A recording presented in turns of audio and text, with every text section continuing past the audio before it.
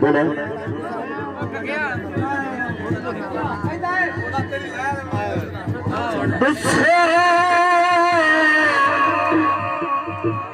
यार तेरी क्या दिल में कमले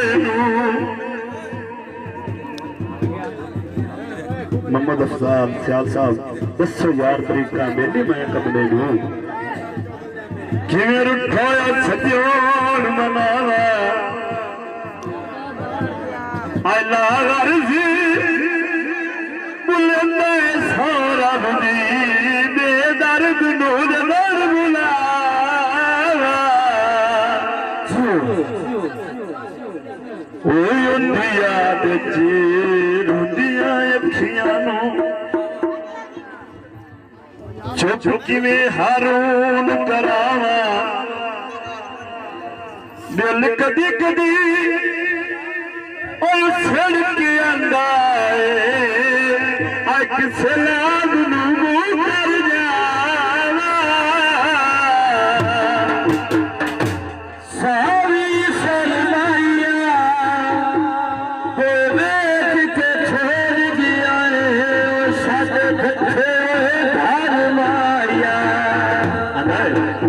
सारी सरमाइया अखी तू